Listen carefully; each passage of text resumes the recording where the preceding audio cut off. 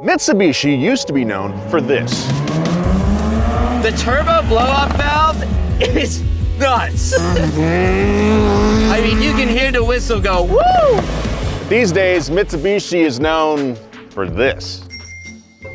This is interesting. I mean, I'm just depressed. Today, we'll be going through the history of Mitsubishi, finding out if their modern cars are really as bad as people say, and taking a look at where the brand is headed. Welcome to Donut. It's gonna be a good day. All right. Nolan, this is a bucket list car for me. Oh my God! What was that? This is... Mitsubishi began its life in 1870, first as a shipping company started by a guy named Iwasaki. Now, Iwasaki's family were actually samurai nobility at one point, but they had to sell their status to pay off some debt. Later, Iwasaki bought himself a lower-ranking samurai title, which means that Mitsubishi was technically founded by a samurai. Now all your Galant-owning friends will be annoying as hell. It wouldn't be until 1918, or 48 years after their founding, that Mitsubishi would produce their first car, and Japan's first ever production car ever, the Model A. Now, only 22 Model A's were ever produced, but this was when the Mitsubishi that we know began. After the devastation of World War II, Mitsubishi was left in ruins. It looked like it was the end. But in the early 1950s, the US government injected funds into the company as a part of an effort to reindustrialize Japan. Mitsubishi was ready to take another crack at the old car. In 1960, Mitsubishi dropped its first car since the Model A, a little thing called the 500. Eager to prove its build quality, they entered the 500 into the under 700cc class at the 1962 Macau Grand Prix. In what was Mitsubishi's first ever race, the car took first through fourth places. It was a preview of the rally dominance to come. The company then branched out into making vans, K-trucks, and executive cars through the 60s, and in 1970, Mitsubishi Motors Company was officially established. A year later, they made their move to the American market. In 1971, Mitsubishi worked out a deal with Chrysler to sell a rebadged version of their Galant in the US, which we know as the Dodge Colt. Chrysler also bought a stake in the company with the intention of buying them outright down the line. We'll talk about why that's important in a little bit. In 1972, Mitsubishi entered their first ever rally event, the Australian Southern Cross Rally, to showcase the Galant's reliability. And guess what? It won. The next year, they returned with the first generation Lancer, and it also dominated, taking the top 4 positions in the race. Now, this winning streak continued for a total of 5 years. At this time now, in certain circles, Mitsubishi was synonymous with victory. For the next 15 years or so, Mitsubishi became more of a global name. Pulling from their experience building off-road vehicles during the war, they developed the Montero and Pajero, which you guys may remember from a recent video, check that out, which secured its first of many wins at the Dakar Rally in 1985. The Montero was a hit here in the States as well, selling 266,000 units by 1987. As the 80s were coming to an end, the brand was on the cusp of a golden era. I'm talking Chicago Bulls, Mercedes, Ferrari. Mitsubishi's on the cusp of an all-time run right here. In 1988, Mitsubishi completed a US-based factory with the help of Chrysler as part of a joint venture called Diamond Star Motors, which started cranking out the Plymouth Laser, Eagle Talon, and a little car called the Mitsubishi Eclipse. And under the hood of these cars was an engine just as legendary as Toyota's 2JZ and Nissan's RB26, the Mitsubishi 4G63. The 4G63 powered the VR4 Galant to the company's first World Rally Championship in the late 80s before making its way to road cars. It's beloved for its strong cast iron block and ability to handle lots and lots of power. But the most well-known car manufactured with this engine wasn't the Eclipse, but rather Mitsubishi's crowning jewel at this point, the Lancer Evolution, or as most of us know it simply by, the Evo. If you watch Donut, then you know we love today's sponsor, Borla. Let's go. With their patented technologies, Borla exhaust systems deliver the perfect sound and cutting-edge performance. Every system is crafted from high-grade stainless steel. Designed in California, manufactured in Tennessee, Borla stands behind their American-made quality with a 1,000,000-mile warranty.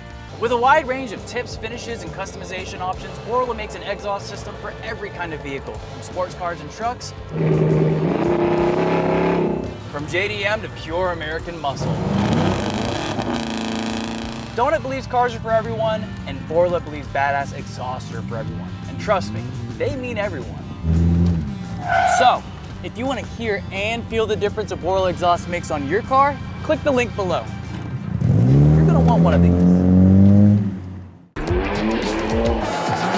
The Evo was born in 1992 out of a need to package the successful Galant VR4 rally platform into a smaller car to better fit the tight courses the WRC was shifting to. Rather than build an entirely new car though, Mitsubishi crammed the 4G63T engine into its smaller Lancer sedan, fitted it with all-wheel drive, and the rest is history. In the hands of Tommy Mäkinen, the Evo helped define the incredible history of WRC through the 1990s. The Evo 3 won its first of 4 straight championships beginning in 1996, taking down titans like Colin McRae and Carlos Sainz Sr. in the process. And to find out why the Evo is so loved, why the Evo 3 is so special, and how it perfectly exemplifies this golden era of Mitsubishi, I think it's only appropriate that we drive this one. They turned Gran Turismo into a real thing. I feel very big in this car, Jimmy. Yeah, I feel right at home. I know. I bet you do. Yeah. Oh, this is cool. Nolan, this is a bucket list car for me. I know. What a bucket list car. Talking about the Evo 3. Dang, it feels quick already. Dang. I think a lot of people really found out about these cars through Gran Turismo. Yes, because absolutely. This was one of the cars you could get. For sure. Looking at this thing down in the lot, you know, with the fog lights especially, I'm just taking back the Gran Turismo 2, Gran Turismo 3, you know, being a kid, seeing that, be like, wow, that looks awesome. I wonder what that is. It's also very Spartan in here. It's just the essentials. So if they turned it into a race car, there wouldn't be that much stuff to take out. That's why they have the RS. The RS trim was the race car that people would buy, and that came on the steel wheels. It had no ABS. Really? It was a bare bones car. Very cool. This thing is nimble.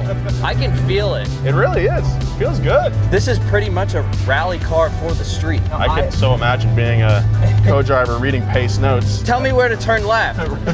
Right now? Right now. What? This thing's so cool. Dude, this thing's killer. Oh, man. This is the fastest I've ever seen Jimmy drive, by the way. And fitting that it's in an Evo 3. Oh, okay, nice. Dude, look at you, Jimmy. Getting it. Jimmy's getting after it in the Evo 3. I mean, I could see myself pulling up to Cars and Coffee in this. I didn't want that drive to end. That was great. Now I'm gonna start looking on the Japanese auctions right now after this. Actually, don't, because I said that last time. I said that last time, and the Pajero Evo, I can't buy one now. So this car actually sucks. Don't buy it. Don't buy it. Don't buy it. This is sick. Unfortunately for us here in the States, Evos were forbidden fruit until the Evo 8's arrival in 2003. But that doesn't mean that we didn't get some sick cars. While other Japanese automakers were sending their cool sports coupes without their cool sport coupe engines, or withholding entire platforms from the US, or killing off some of their coolest cars early, Mitsubishi was sending the US almost all of its hits, except for the Paj Evo, but you know, that's a different video. Go watch it. There was the Galant VR4 we mentioned earlier, which was essentially a slightly larger Evo. We also got the 3000 GT, or GTO in Japan, which could be had with a 3-liter twin-turbo V6, all-wheel drive, and active aero. But there was another car, apart from the Honda Civic, that was maybe the most important car to the burgeoning JDM scene here in the US in the 90s. It's the Eclipse. Let's drive it. Oh, we got a problem. Oh, We got a big problem. Nolan's too big. Yeah. You want to try and hop in the passenger? I can't fit in that, Jimmy. Yes, you can.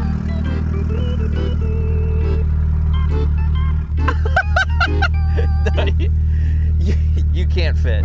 Okay. All right, well, have fun, Jimmy. All right, we'll do. Man.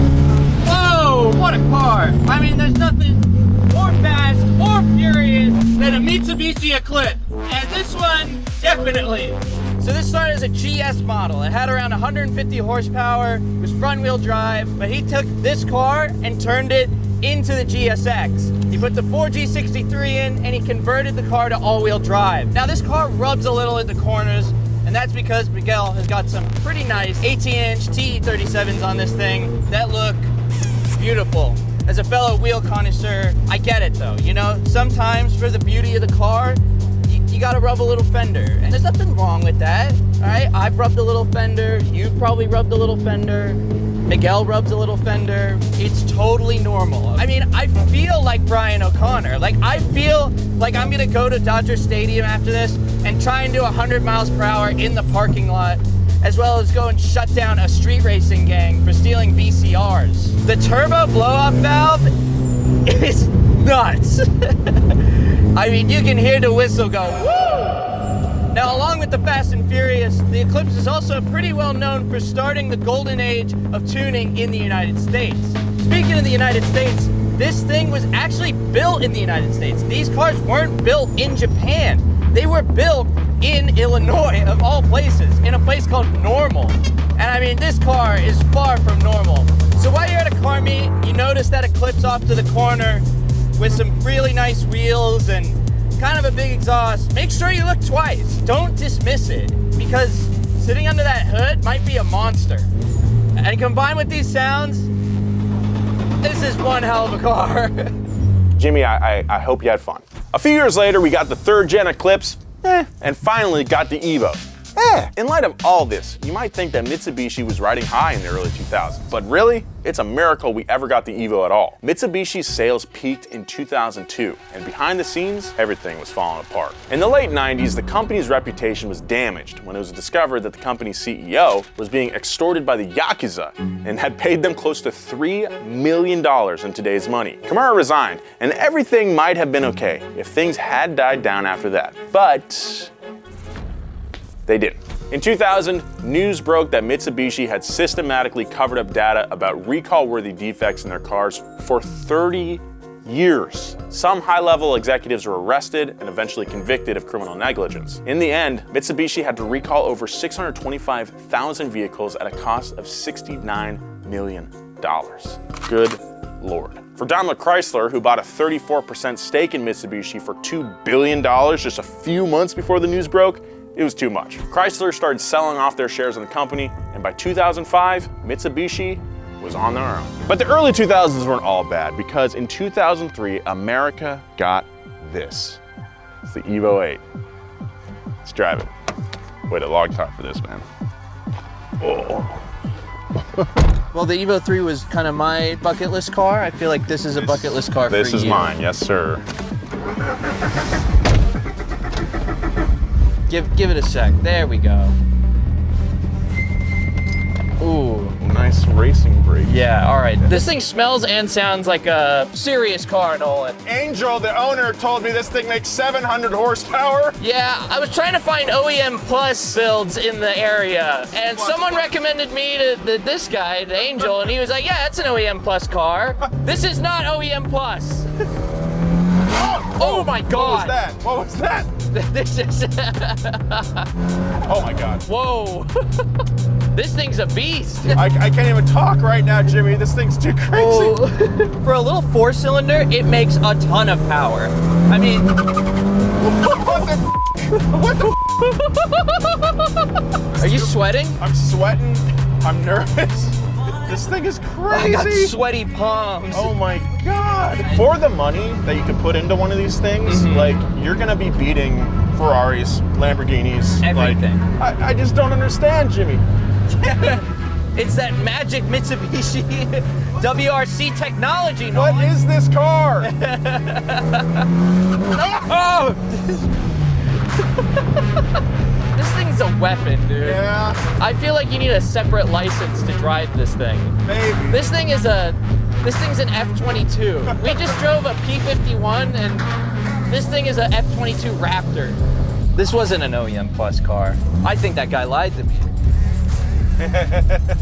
You're crazy. I mean, they know what they were doing. It's a shame that, you know, Mitsubishi kind of had to sell off their project car. Yeah. But maybe Mitsubishi's biggest problem so far was their awful lending policies. For example, you could finance a car from the company with no payment owed for the first year of ownership. Sounds great, right? Well, tons of these buyers defaulted, meaning Mitsubishi had to spend money repossessing cars they never made money on in the first place. And then the cars themselves were now worth less than they cost to manufacture. Ah! Miraculously, the company managed to turn things around abroad, but here in the US, things went from bad to worse. We did get one last really cool car from the brand, the Evo 10, before the company hit rock bottom in 2009, when Mitsubishi sold only 53,986 cars.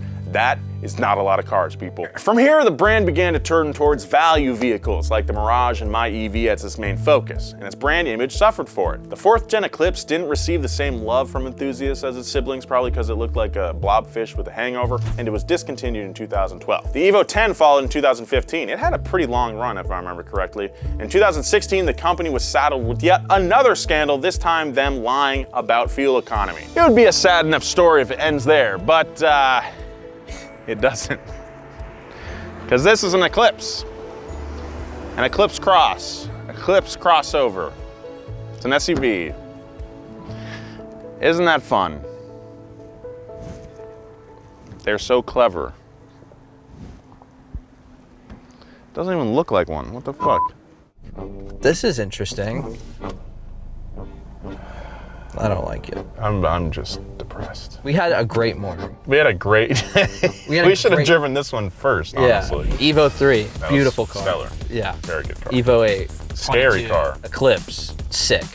I'll take your word for it. Very It looked cool. This, awesome. This sucks. hot garbage. So I've been driving this the past day or so, just around town, get a real feel for this thing. Yeah, what are your thoughts and concerns? I don't say this often, I really don't. This is one of the worst cars I've ever driven.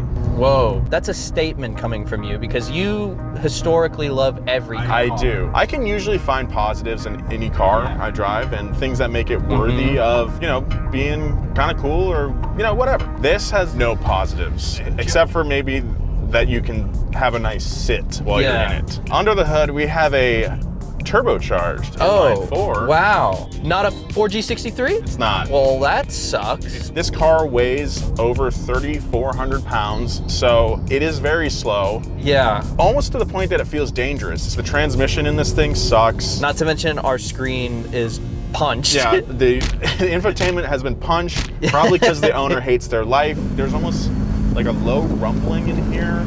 Sometimes it makes you nauseous when you're driving. Oh, I hate that feeling. This has that. If you have someone in your life considering buying one of these things, please check in on them. Yeah, make sure they're okay. I got into this car yesterday to drive home and I was like depressed. This is just a really bad car. And I hate to say that, you know, especially for a company like Mitsubishi, we've driven some amazing cars today. I know what it's like when people say, you fell off, you know? Yeah, like that doesn't feel good to say.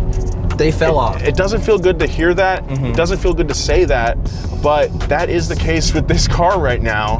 And I really hope that they take criticism of people like us, other people online, and get their stuff together. I don't think it would take a lot for them either to improve the cars just a little bit. Maybe not. They make fridges, they make elevators. Yeah, they might have the money to do that. Come on. This thing just screams built as cheap as possible. And I'm not just saying that because it's a crossover with like the Eclipse name. There are crossovers that I like. Mazda CX-5. That's a great one. Toyota RAV4, another good one. Like, it's possible to make a good crossover and they totally missed the mark here.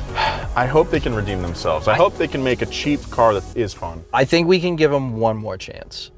One more chance. And then And that's the Pajero, if they bring back the Pajero and do it right. check in on a friend if they're buying one. Make sure they're okay.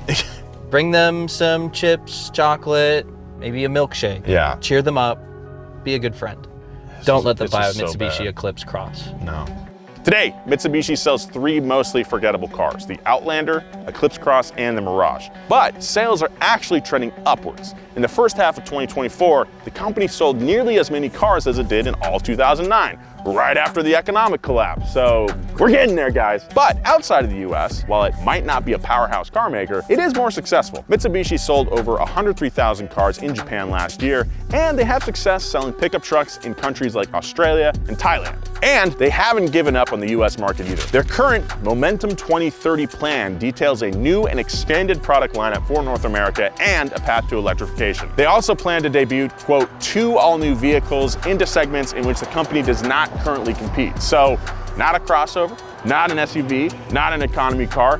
What does that leave? So, if you're interested in learning more about the history of Mitsubishi, check out Past Gas episode 184. And if you want to watch us tear up the desert in a Pajero Evo, check this video out. It flew under the radar, but I think it's one of our best in months. I love this video. It was a lot of fun. And we might have ruined the Paj Evo market in the process. So check that out, and we will see you next time.